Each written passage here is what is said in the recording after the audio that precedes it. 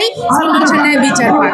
আমরা ইতিপূর্বে যে তদন্ত হয়েছে আমরা নীলা আন্টির সাথে সহমত, আমরা ওই তদন্তে সন্তুষ্ট নই, যার কারণে বারবার আমরা দাবি জানিয়েছি, সামাজিক যোগাযোগ মাধ্যমে বলেছি, রাস্তায় নেমে বলেছি, আজকে মানববন্ধনে এসে বলছি আমাদের দাবি একটাই, আমাদের মহানায়ক যে অকাল প্রয়াত নায়ক তাকে যেভাবে পরিকল্পিতভাবে হত্যা করা হয়েছে, যেটা তার মা এবং মামা দাবি করে আসছে, এটা সত্যিকারের অর্থে বেরিয়ে আসে। আমরা সত্যিটা উদ্ঘাটন চাই।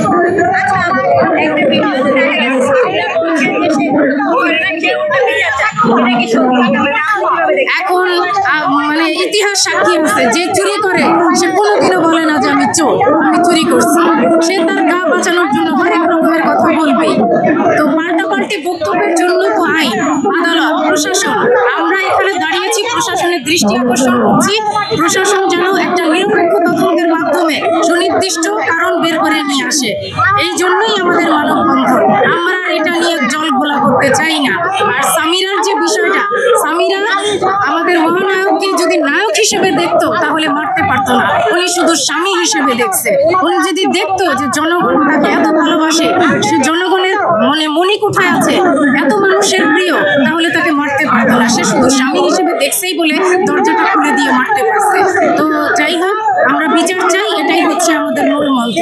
আমরা শুধু বিচার চাই, আর কিছুই চাই না।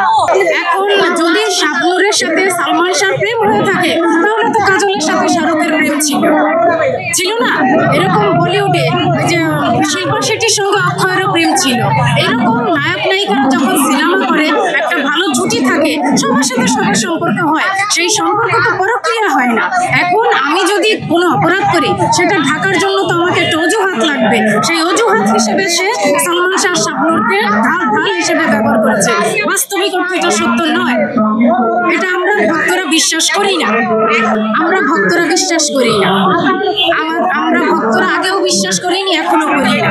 আমরা মনে করি আমাদের মহানায়ককে মেরে ফেলা হয়েছে, আমরা তার বিচার চাই।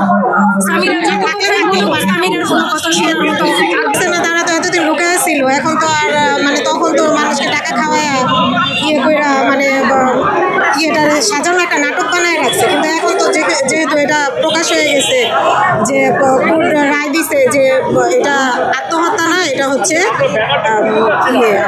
তো এখন এটা ওদেরকে দ্রুত আইনের আওতায় এনে হচ্ছে আমরা প্রত্যেকে ফাঁসি চাই। যদি সরকার যদি না পায়